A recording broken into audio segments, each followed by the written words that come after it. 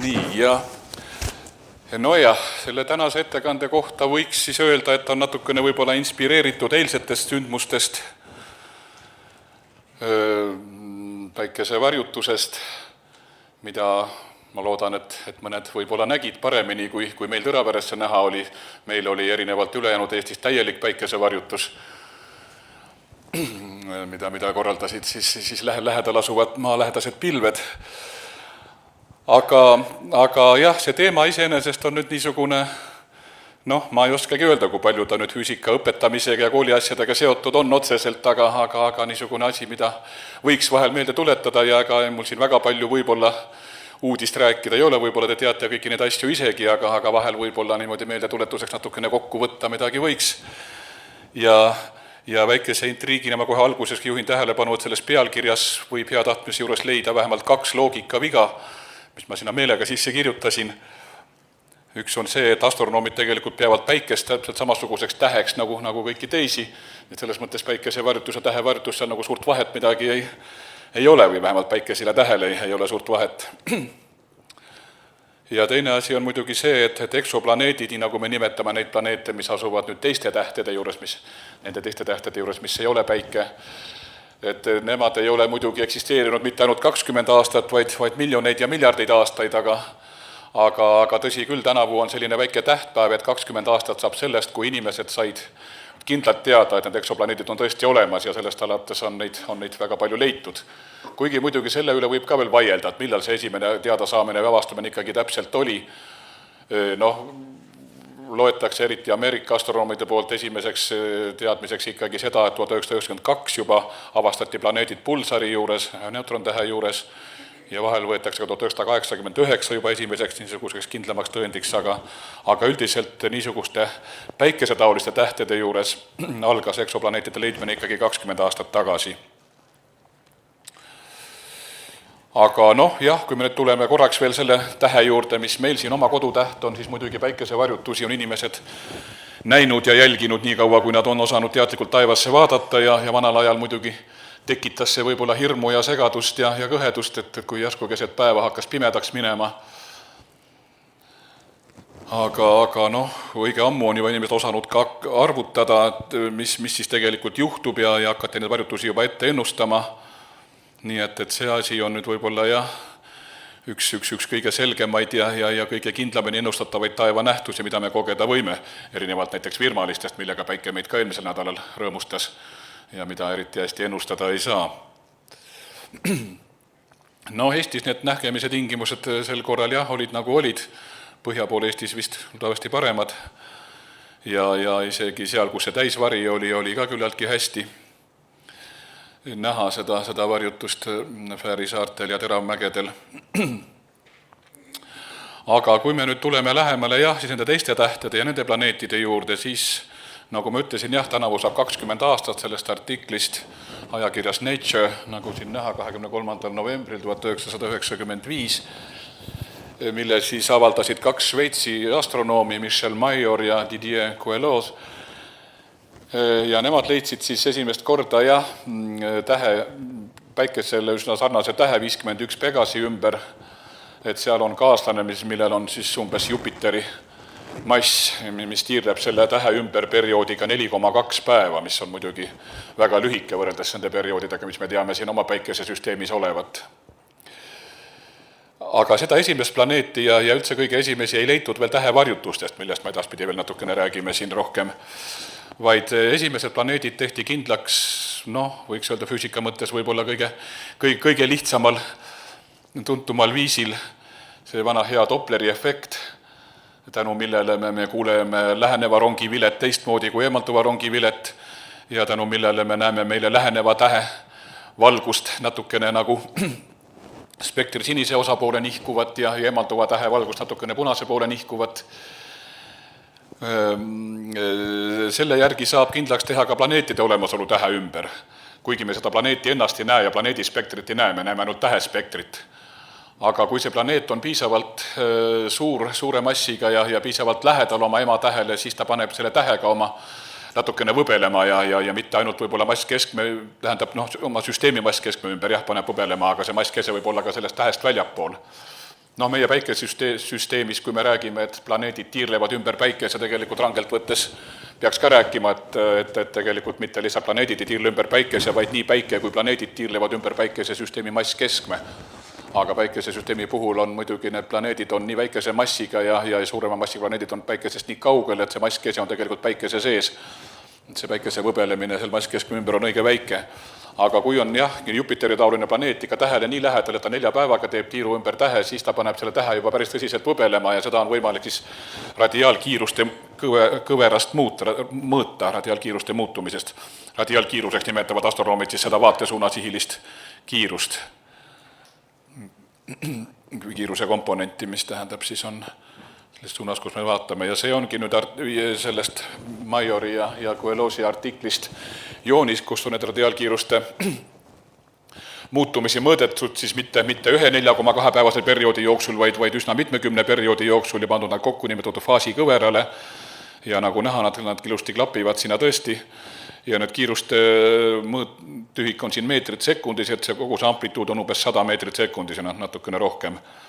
Noh, mis iseenesest ju meie maapealsete kiirustega võrreldes tundub üsna suur kiirus olema, kui autokiirus tavaliselt on 20, 25, 30 meetrit sekundis maantee peal meil, siis on 50 või 100 meetrit sekundis juba suur, aga tähtede puhul siiski see kiirus eriti suur ei ole ja kui me vaatame veel siin neid väikeseid vunitsikesi, siis on nad tegelikult üsna väikesed ja see on tegelikult, ütleme 20 aastat tagasi oli see ikka päris kõva sõnakiiruste mõõtmise täpsuses.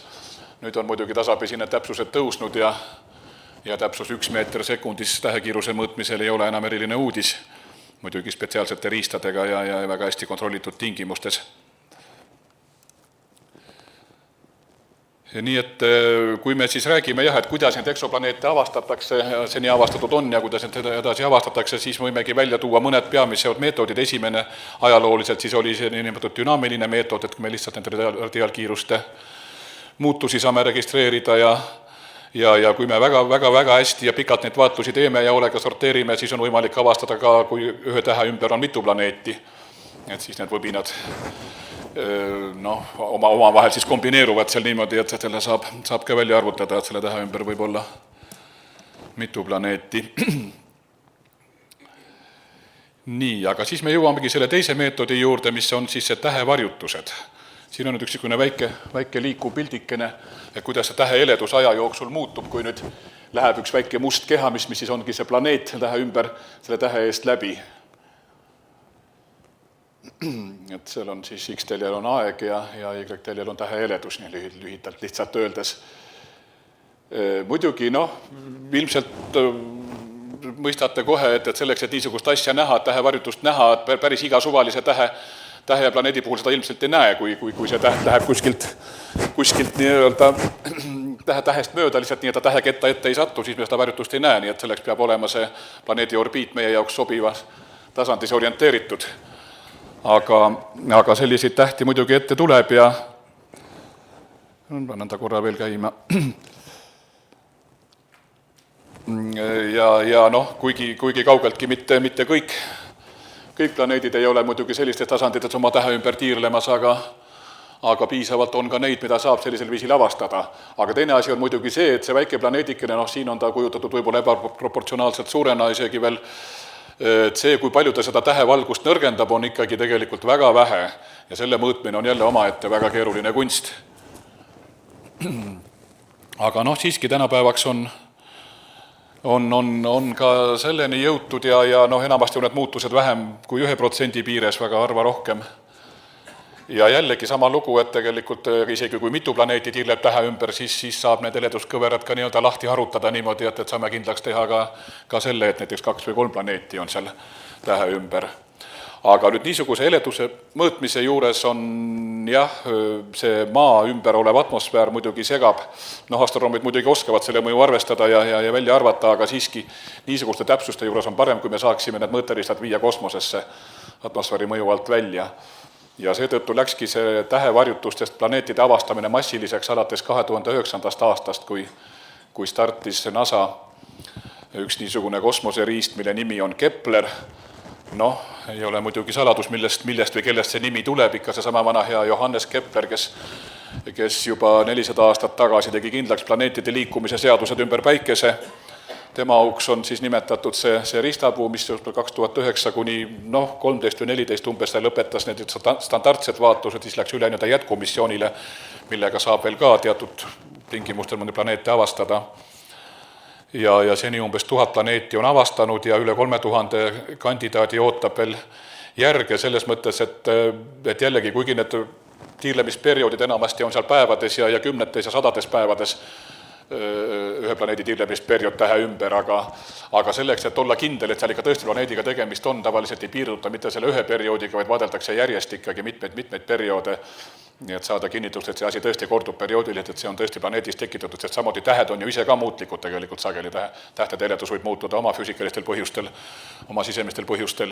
Ja muidugi veel üks asi, kui me räägime veel tähevarjutustest, siis muidugi ammu enne seda, kui hakati planeete avastama, olid teada tähevarjutused selles mõttes, et kaksiktähtedesse üks täht võib ka teist varjutada. On kohe eraldi kaksiktähtede tüüp, varjutusmuutlikud kaksiktähed, need nimetataksegi. Nii et kõik need tuleb välja arvestada, et kas seal ei ole mingit muid efekte, et kas ikka tõesti on tegemist planeetidega ja seetõttu need heleduskõverate läbivaatamine võtab aega ja see on ikkagi suuresti käsitsi töö, seda ei saa päris nüüd ainult masinate hooleks usaldada, nii et veel läheb natukene aega, aga tõenäoliselt on veel varsti oodata veel umbes 3000 eksoplaneeti. Ja mis selle Kepleri satelliidi juures veel tasub mainida, tema ehituse või tema optilise süsteemi juures on väike ja kaudne seos Eestiga, selles mõttes, et Kepleri satelliidis kasutatakse, mitte küll võib-olla päris puhtal kujul, aga siiski suuresti sellest ideest lähtuvat optilist süsteemi, mille leiutas 20. sajandi esimesel poolel, esimesel kolmandikul kuulus optik Bernhard Voldemar Schmidt, kes on tegelikult Eesti päritolu, sündinud Naissaarel. Tema esivanemate hulgas on olnud ilmselt nii rootslasi, sakslasi kui eestlasi, aga tema peres räägiti ikkagi eesti keelt, aga ta ei ole muidugi Eestiga väga kaua seotud olnud pärast seda, et ta läks 15-16 aastaselt läks Rootsi Göteborgi kõigepealt õppima ja muidugi mis on teada temast, mis teda kuulsaks teeb, et ta oli ühe käega, selles mõttes, et ta oli niisugune väga paljudest asjadest huvitatud ja elav ja aktiivne poiss, kes mingisuguse ise tehtud lõhkekehaga laskis endal parema käe sõrmed maha varases nooruses. Ja siis, kui ta hakkas oma optikasüsteemi ehitama, ta lihvis läätsi ja peegleid käsitsi ja räägitakse, et see üks käsi, see tuli tal nii tundlik, et tähendab see olemasolev terve käsi, et sellega ta võis oma käega kontrollida optiliste pindade õiget kuju, et tal ei olnud mingit peeni mõõteriistu vaja. Temast on Jaan Kross kirjutanud romaani Vastutuulelaev, mis mõned aastad tagasi ka seal Naissaarel, millest tehti ka teatrilavastus näiteks tema sünnikodu juures. Ja pärast Bernhard Schmidt veetis suurema osa oma elust Saksamaal ja lõppes mitte väga pikk elu Hamburgi observatooriumis, aga Schmidti optiline süsteem võimaldab niisugust head suurt laia vaatevälja, mida tavalised varasemad teleskoobid ei võimaldanud. Teleskoopide vaatevälja üldiselt on väga kitsas, aga Schmidti süsteemiga sai oluliselt laiema vaatevälja, millega hakati niisuguseid suuri taeva ülevaateid pildistama. Ja mõnes mõttes jah, see Kepleri optiline süsteem lähtub sellest Schmidti süsteemist. Nii, siin on lihtsalt mõned näited veel nendest heleduskõveratest, kuidas heledus aja jooksul muutub, kui planeet tähe eest üle läheb, sõltuvalt nüüd selle tähe ja planeedi raadiuste suhtest ja tähe enda heledusest ja sellest, kust kohta täpselt üle läheb, kas tähe keskkohast või serva pealt või kas kuidagi pool viltu või on need kõverad erineva kujuga. Ja siin on nüüd need arvud ei ole sealt hästi näha, aga ütleme, tähendab, et umbes siiamaani tähendab 1% valguse nõrgenemist, nii et nagu näha, on enamasti vähem kui 1% on see nõrgenemine. See mõõtmis täpsus peab seal väga suur olema. Siis, kui veel rääkida eksoplaneetide avastamise meetodist, on veel niisugused, millega on nüüd vähem. Praeguseks on kõige rohkem eksoplaneete avastatud just selle varjutuste järgi ja teisel kohal on see radiaalkiiruste mõõtmise järgi. On veel niisugune efekt nagu gravitatsioonilised läätsed või gravitatsioonilised mikroläätsed, et kui me vaatame ühte kauget tähte, mille ette peaaegu satub üks lähentäht, siis võib tekkida niinimetatud gravitatsiooniläätse efekt, kus vastavalt Einsteini üldrelatiivsusteooriale see valgus natukene paindub kõrvale selle lähema tähe juures ja see lähem täht võimendab selle kaugema tähe valgust. Need gravitatsiooniläätsi, need on uuritud muidugi suuremate kehade puhul, galaktikate ja kvasarite puhul eriti, aga ka tähtede puhul on nad täitsa vaadeldavad ja ta nimetatakse siis mikroläätsedeks. See on nüüd üks pikk ja keeruline pilt, mida siin muidugi üksikasjalikult võib-olla polegi mõtet kirjasid kõiki jõuasid vaadata, aga siin on näidatud, et täht võib niimoodi siis mõneks nädalaks või mõneks kuuks võib heledamaks minna see kaugema tähe valgus tänu selle gravitatsiooniläätse efektile. Aga kui nüüd selle selle lähedase tähe ümber, mis seda läätse efekti tekitab, kui seal nüüd juhtub mõni planeet ümber tiirlema, siis ta võib sellele ilusale sujuvale heleduse muutumise kõverale tekitada veel niisuguse väikse sälgu sisse. Ja selle järgi saabki kindlaks teha, et siis selle läätsena toimiva tähe ümber tiirleb planeet või isegi mitu planeeti jälle heal juhul saab kindlaks teha. Nii et mõni kümmend, natukene üle 30 on praeguseks ka sellest efektist neid eksoplaneete leitud. Ja siis muidugi selline asi, mis esimese pilgul võiks tunduda kõige lihtsam ja loomulikum, et teeme lihtsalt pilti tähest, et küll need planeedid siis sealt ka välja paistavad. Aga sellega siiski nii sama lihtne ei ole, sest tavaliselt ikkagi on, et tähtede heledus või planeedi heledus jääb selle tähe kõrval nii väikseks. Planeedid ju ise valgust ei kiirga, planeedid ainult peegeldavad oma tähe valgust ja nad on ikkagi nii nõrgad selle tähe kõrval, et nad ilmselt välja ei paista. Pildid võib paremini näha, jah. Aga mõningatel juhtudel siiski, see konkreetne pilt siin on tehtud tegelikult infrapunases kiirguses ja pärast kodeeritud ümber siis värvidega silmale nähtavaks. Üks hele täht nimega Fomalhaut, mille ümber on siis et selles väikeses väljalõikes on siin näha. Tähendab, see on tegelikult noor täht, mille ümber on selline tolmuketas, millest tõenäoliselt planeedid alles tekivad. Aga nagu siis näha on sellest väljavõttel, et siin on juba vähemalt üks planeet on juba enam-vähem valmis, mis on siis aastal 2004 oli siin ja aastal 2006 natuke teises kohas. Või siis on näiteks siin Euroopa Lõunaobservatooriumi väga suure teleskoobiga juba 2004. aastal tehtud. Jällegi need on teatud niisugused väikesed trikitamised, et püütakse seda tähe valgust nõrgendada, et siis selle kõrvalt paistaks see planeet välja. Või siis 8-meetrise Subaru teleskoobiga. Siin on jälle nüüd nagu see täht on siin kinni kaetud ja siis on kaugemal näha see kaaslane, mis on näha, et see on nüüd tegelikult väga kaugel tähest, kui nüüd ütleme nende varjutustega ja radiaalkiiruste järgi on kergem avastada neid planeete, mis on oma tähele väga lähedal ja need, mis on võrdlemisi suure massiga, siis otsekujutistega on lihtsam avastada just neid planeete, mis on oma tähest kaugemal. Nii et kui me siin on joonistatud Neptuuni orbiit meie päikesesüsteemis, siis nagu näha, see planeet on veel tunduvalt kaugemal.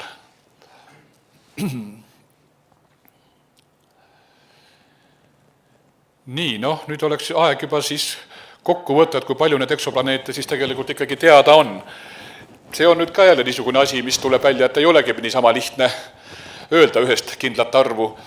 Üks niisugune kindel allikas, mida ma ise olen kasutanud ja enamasti nagu peetakse võib-olla kõige olulisemaks on see eksoplanet EU, mille järgi siis praeguseks on teada 1901 planeeti ja mis moodustavad siis 1199 planeedisüsteemi ja seal hulgas on ligi 500 neid, kus on juba siis 2 või rohkem planeeti ühe tähe ümber teada.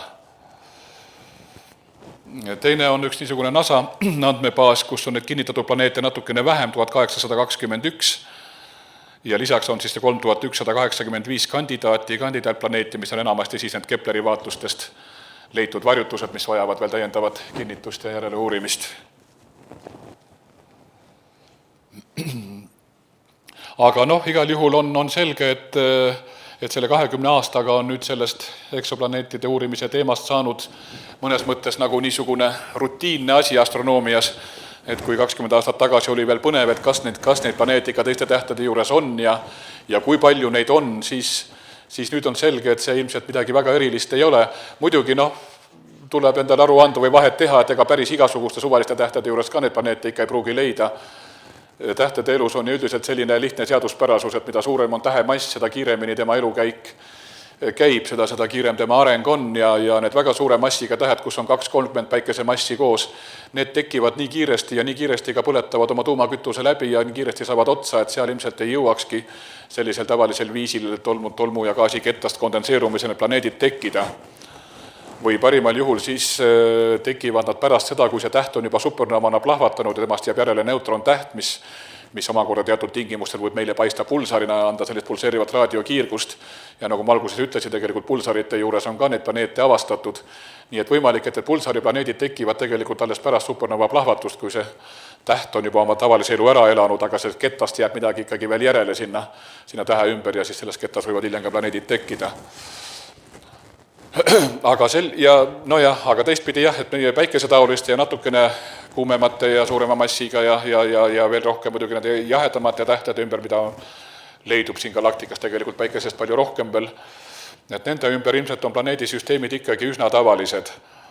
Aga muidugi praegu veel, kuigi ligi 2000 on need planeete teada, see minu meelest ei ole veel ikkagi piisav statistika selleks, et nüüd öelda midagi selle kohta, kas meie päikesesüsteem on nüüd mingi tüüpiline planeedisüsteem või on ta midagi väga ebatavalist. Sest nii palju, kui praegu teada on, või ütleme, need praegused meetodid on ikkagi meenutavad natukene seda tuntud anekdooti, et kui mees kaotab pimedal tänaval võtme ära ja hakkab seda siis otsima, aga otsib ainult tänava laterna alt ja möödakäijad küsivad, mida sa otsid, et toa võtit otsin, aga sa oled kindel, et sa siin selle kaotasid? Ei ole sugugi kindel, aga siin vähemalt näeb otsida. Et praegu see meie planeetide otsimine on ka ikka niimoodi, et me ikkagi saame need otsida ainult sealt, kust me näeme.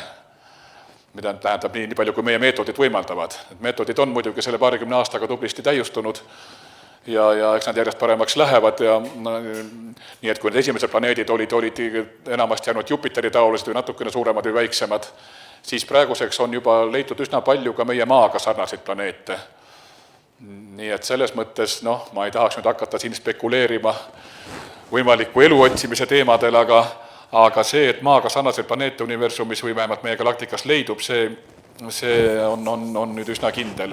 Ja teine asi, millest alguses, kui hakati planeete teiste tähtede juures otsima ja leidma, arvati, et kaksiktähed, mis moodustavad mõningatel hinnangutel umbes poole kõigist tähtedest, et need tuleb välistada, et kaksiktähtedes ei saa stabiilselt planeetide orbiite olla, aga tuleb välja, et see asi siiski nii hull ei ole, leitakse tegelikult ka kaksiktähtedes ikkagi planeete. Kuidas nende eluiga seal täpselt on, see võib-olla vajab veel täiendavat uurimist, aga võib olla kaksiktähtedes planeete isegi kahel viisil. Üks on nii-öelda kaksiku ümber tiirlevad planeedid, kui siin on nüüd kaks tähte, suurte A ja B tähtedega tähistatud kaks tähte, mis tiirlevad süsteemi mass keskme ümber, siis kuskil kaugel sellest tähepaarist võib siis nende ümber tiirelda planeet. Või teine võimalus, kui see kaksiktäht on niisugune võrdlemisi lai paar, kus tähed on teineteisest kaugel, see on primaartäht ja sekundaartäht, siis võib see planeet võib ka siis ainuüksi selle primaartähe ümber tiirelda ja see teine täht tema liikumist kuigi palju ei mõjuta. Nii et selles mõttes neid võimalikke kohti, kus planeete leida, on ikkagi üsna palju ja eks need, nagu ma ütlesin, need meetodid järjest täiustuvad ja on plaane kindlasti neid otsinguid jätkata. Kui siit nii-öelda nüüd lähemalt võtta, siis Euroopa Kosmoseagentuur, mille liige nüüd Eesti riik ka peaaegu juba täielikult on. Seal on vähemalt 2 projekti nüüd lähemal, võib ikkagi öelda lähemal ajal plaanis nii-öelda väike S-klassi ehk small missioon on Cheops, mis on planeeritud startima 2017 ja siis üks natukene suurem M-klass nimetatakse medium, keskklass nii-öelda mis siis praeguse plaani järgi on start aastaks 2024, seda alles nüüd projekteeritakse, kavandatakse, mis mõlemad siis põhiliselt jällegi kasutavad ikkagi neid tähevarjutusi siis eksoplaneetide uurimiseks. Muidugi Ameerika poolt NASAl on ka mitmeid plaane infrapunase ülevaateteleeskoobiga, millel on ka mitmeid muid ülesandeid, aga mis ka planeetide otsingutel peaks kaasa aitama. Muidugi siis on veel, siin ei ole nüüd näidatud, on ju see suur James Webb Space Telescope plaanis aastal 2018 orbiidile saata, mis hakkab asendama siis seda praegust Hubble'i kosmoseteleskoopi. Kindlasti tuleb sealt ka uusi eksoplaneetide leide ja on veel niisugused fantastilisemad projektid, mis on praegu alles nii uuringute ja kavandamiste järgus, et tekitada näiteks tähevarjutusi kunstlikult kosmoseaparaadilt niisuguse kaasalendava langevarju abil. Ja on ka muidugi maapealsed vaatlused. See suur binokkelteleskoop, nagu teda nimetatakse, on tegelikult juba olemas ja töötab 2,8 meetrist teleskoopi kõrvuti. Aga sinna juurde planeeritakse siis spetsiaalsed kiirgusvastuvõtjad veel, millega siis oleks parem planeete otsida. Aga samas muidugi eksoplaneetide otsimine, eriti selle radiaalkiiruste mõõtmise meetodil ei nõuagi mingid väga suuri erilisi teleskoope. Need esimesed šveitslaste töö, mis aastal 1995 ilmus, oli tehtud 1,5-meetrise teleskoobi vaatluste põhjal. Ja niisugused 2-3-meetrised teleskoobid on juba täiesti piisavad, aga muidugi jah, see spektraalaparatuur seal küljes peab olema ikkagi väga spetsiaalselt kohandatud ja väga stabiilsetes temperatuuri tingimustes hoitama ja need vaatlused tuleb väga hoolikalt teha. Aga jah, siis me jõuamegi ikkagi selle sama järelduseni, et 20 aastaga on see eksoplaneetide teadus nüüd arenenud nii kaugele, et me võime neid pidada täiesti tavalisteks taevakehadeks, tavaliseks loodusnähtuseks ja on arvutatud ja hinnatud, et meie galaktikas võib iga tähe kohta keskmiselt leiduda vähemalt 1 või kuni 1,6 planeeti või võib-olla isegi kuni 2, aga ega seda suurt vahet ei ole, kas see on 1 või 1,6 või 2. Kui me arvestame, et meie galaktikas on ikkagi vähemalt 100 miljardit tähte, aga sageli antakse selle arvud suuremana 150-200 miljardit. Ja kui iga tähe kohta on keskmiselt 1 planeet, siis on neid ikkagi väga palju. Ja sellega siis ma selle monoloogi lõpetaksin, kui veel üks pilt eilsest siia meeldetuletuseks.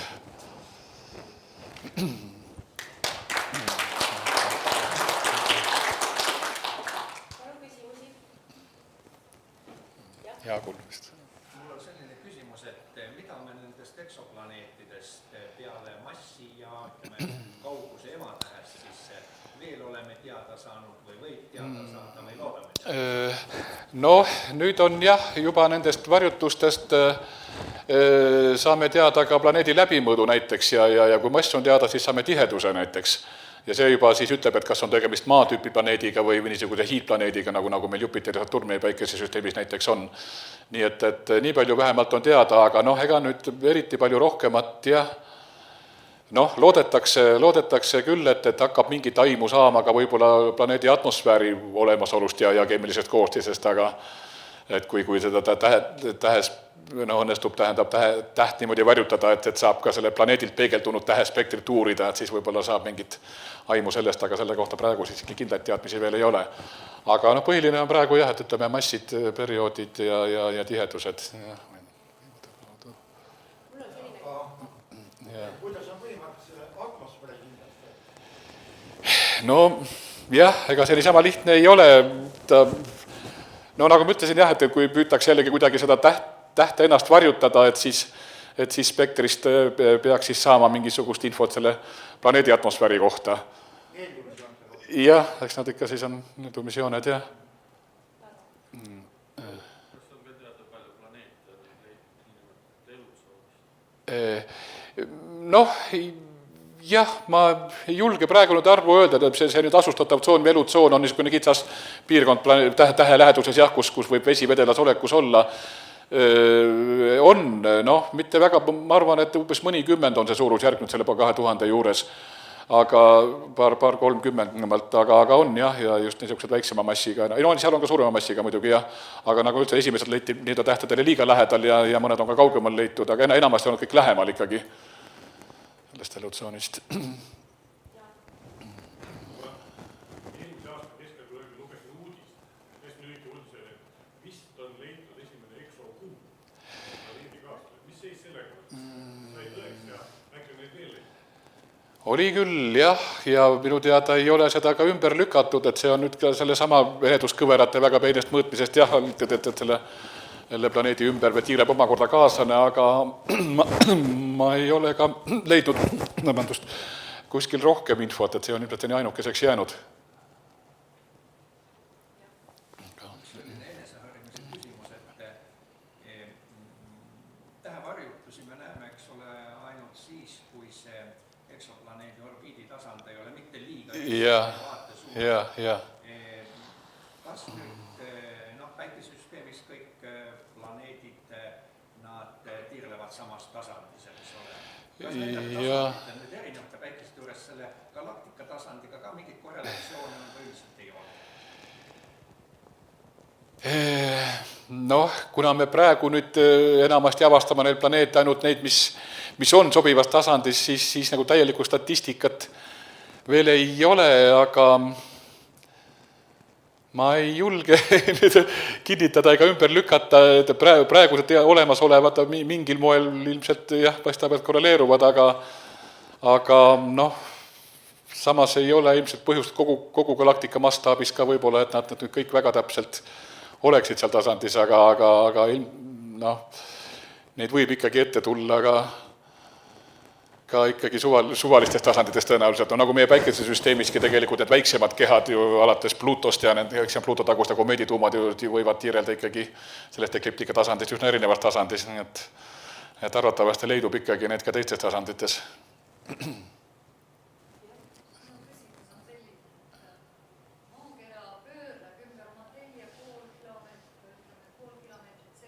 Ja.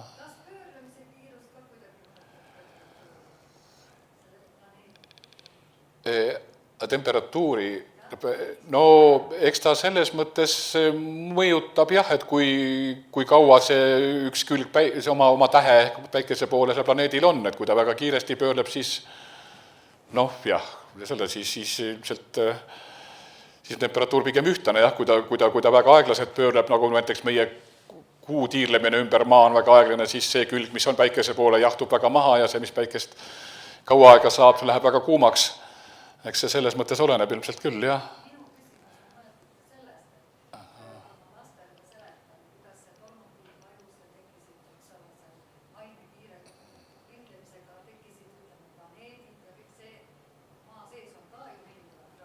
Ja.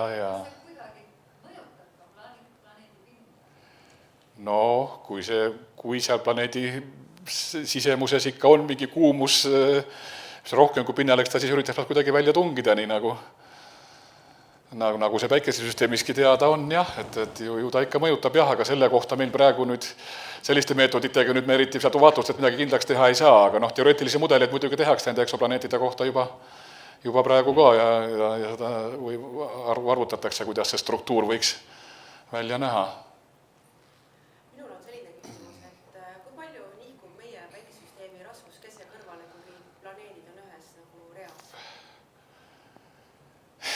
Ma ei ole seda nüüd kuskilt järele vaadanud või arvutanud, aga seal nüüd midagi märkimisväärselt küll ei, selles mõttes, et see kuidagi nüüd planeetide liikumisi või orbiite või stabiilsust päikesesüsteemis muidugi reaalselt ei mõjuta, nagu vahel kardetakse, et kui planeedid lähevad ühte ritta, et see hakkavad erinevad õnnetused juhtuma, aga ma ei tea, ei julge praegu seda öelda. Seda võib üritada arvutada, jah. See võib olla meetrit. See võib meetrites olla, jah.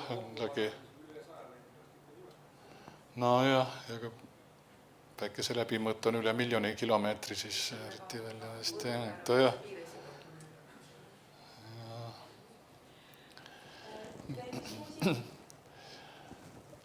Kui mul korra see mikrofon siin ees on, ma juhin tähelepanu, jätsin sinna ette registreerimislauale paki mingeid pabereid, värvilisi pabereid, tähendab, et võite julgesti võtta sealt kaasa, seal on mingid plakatid ja postkaardid. Need samad eksoplaneetidega seoses on Rahvusvaheline Astronoomia Unioon kuulutanud välja niisuguse võistluse, et on välja valitud umbes 300 planeeti, millele igaüks võib pakkuda nimesid. Siiamaani nendel eksoplaneetidel ei ole niisuguse konkreetseid nimesid antud, nad nimetatakse oma ema tähe järgi lihtsalt. aga nüüd on valitud välja mõned, millele võidakse pakkuda nimesid ja et koolilapsed võivad neid näiteks näha, nii et võtke sealt kaasa need nii palju, kui neid seal on. Ja teine plakat on rahvusvahelise valguse aasta kohta. Lihtsalt saadeti meile